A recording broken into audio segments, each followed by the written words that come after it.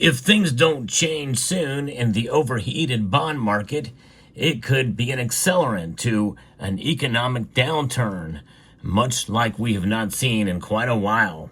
I'll discuss what it means for you and for me and for gold and silver as we explore.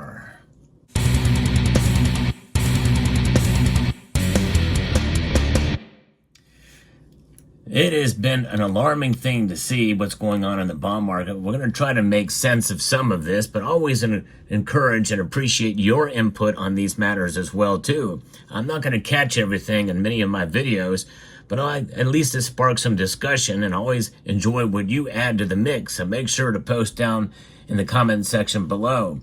I'm going to be referencing a piece here from David Hagith that gives us a little bit of insight as to what's led up to this point. And it really kind of starts with a lot of the stimulus that happened during the COVID era. But in reality, there's been a lot of stimulus happening even before then. You remember quantitative easing 1 through 3 and then to infinity? Well, we're kind of back into it again. We sort of have lost count. But the M2 money supply is continuing to tick up yet again, even though inflation has not been defeated. And in fact, who's to blame for that? This piece talks about Janet Yellen and what she says about it. And she says that the COVID stimulus may have contributed a little bit to inflation. Yeah, you think? And it's a no-brainer. She finds it hard to see how the math of the Department of Government Efficiency will work. It's hard to see how government efficiency helps reduce the budget deficit. Well, and the thing is that part of what that is about cutting back spending of the government. And so she's not a fan of less government, but she is a fan of more money being injected and thrown into things in order to fund things, and basically punishing you for every dollar you have and save. It really is a disgrace in my view. Nonetheless, that leads to what she said that was accurate. Interest rate increases have led to higher costs of servicing the outstanding debt. And it's one factor that's been involved in all of this. And that is true. And of course, we know that higher interest rates and higher inflation are two factors that make it very difficult. Of course, the higher interest rates are trying to kind of, in a sense, squash the economy down a little bit. And rein in and tighten up the amount of money that's in the economy right now, circulating, the velocity of money to bring that down. She made it an effort to evade the responsibility of fiscal policy under Biden. You remember she talked about inflation being transitory, and it was an acceleration to the inflation that was caused by the Treasury's work as an accomplice of the Fed to create a lot more money to fund government spending, as well as to fund all the stimulus and corporate bailout money that kept surplus money flowing into the hands of ordinary people, and also mega corporations who, by government mandate, were no longer making anything or providing services under the COVID policies, creating the shortages of goods and services and disrupting the supply chain. In reality, we're still recovering from some of that right now. So it was a high inflation that caused the interest rate increases that have us essentially led to higher cost of servicing the debt. And that is the little bomb that we just saw go off in the bond market when the news hit in the press that all the members of the Fed in the last FOMC meeting were concerned that inflation is back. Now, we know that was going to be happening when they started injecting more money into the economy again. In other words, we're back in a quantitative easing, and it caused the interest rate on the national debt to spike hard. In other words, return of inflation was already in the making since it started to rise last year at the first hint that the Fed would back down on its interest rates. Members of the Fed want to, of course, shift the blame to Trump's tariffs. And of course, the author here says he has no doubt those will make inflation worse. But remember, things that cause prices to go up do not equate to inflation. They're two very different things.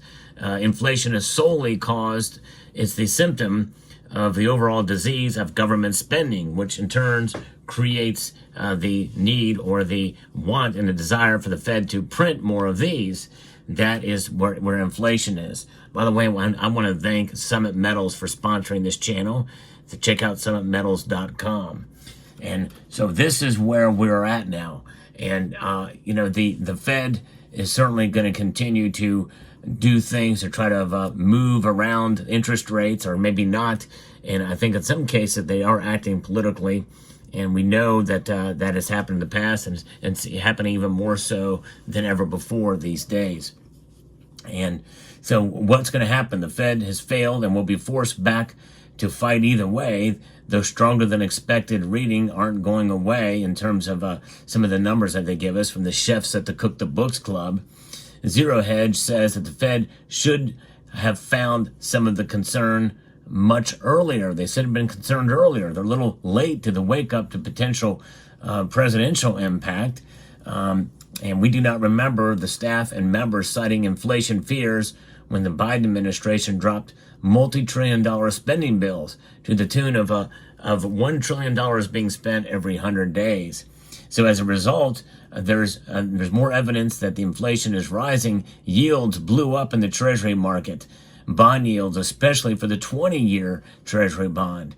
The Treasury market hit its first 5% yield in the cycle of Fed policy shifts. The 20-year Treasury bond offered a grim warning as a sell-off fueled by inflationary angst gripped global debt markets.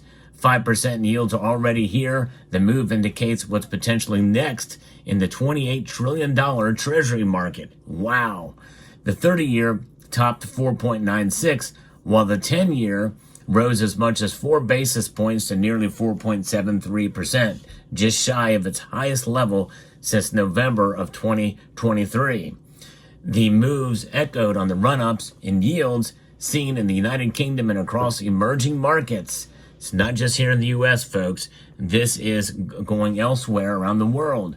All of that has forced bond investors to contend with the possibility that the benchmark yield could soon return to this 5% level, a level that has been breached only a handful of times over the past decade, most recently in late 2023.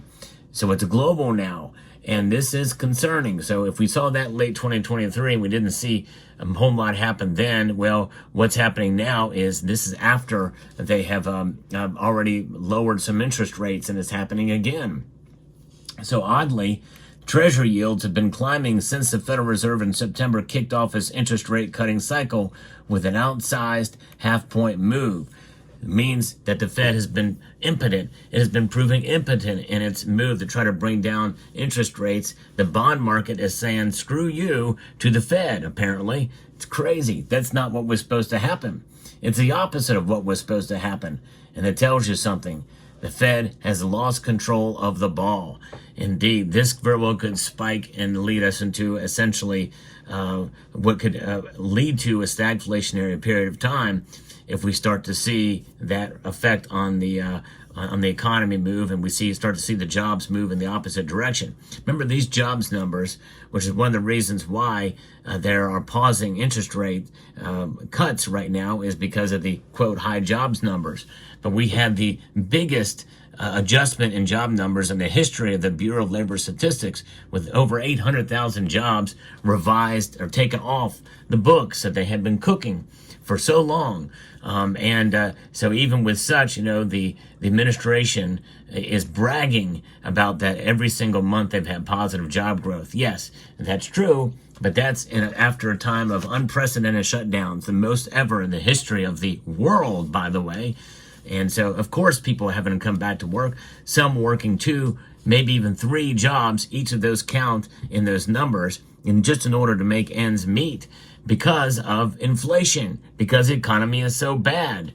That's really the bottom line here, folks. And so this good job numbers is not always good. And by the way, it's good that people have jobs, no question about it, but the high cost of things is still with us. And remember, inflation is essentially something that when you see it go down, it's called disinflation. It's not deflation, which means price is actually lower. We really need a couple of months of, or a couple of years of deflation to get us back to where we were before. But that ain't happening, that's for sure. And so the Fed has lost control, and for the national debt, interest rising when the Fed is trying to make it fall, which is what you do to ease the debt burden and maintain national credit worthiness, could be a calamity. So it's essentially the bond yield market is setting us up for a ticking time bomb that could explode at any moment. We'll see. And of course, you know, that a time bomb is really one of those things that we got some time. And we do. There's no question about it. But regardless, gold and silver are there to protect us during these times, during these moments. And so that's why we hold gold and silver, to protect us no matter what happens. These are immune from interest rate increases or decreases. They are immune from the fodder that we see around us, the noise that's all around us. They're immune from any political persuasion, any cultural persuasion. They just exist for what they are. They have been a wealth. They have been a store of value for thousands of years, and that ain't changing. No way, shape, or form. This is why I hold them. And it's good to be prepared in many different ways, not just with gold and silver, but also with other preparations just in case. And it's always good to have some of these on hand, even though they're losing value. You just never know what you may need in an emergency. And it's really good to use these first before you have to liquidate any of these. So there you have it. Let me know what your thoughts are in the comment section down below. Hope you found this video informative, insightful, and educational. Would like to extend a multitude of gratitude to each and every one of you for taking the time to watch, and to encourage you to please rate, share, comment, and subscribe.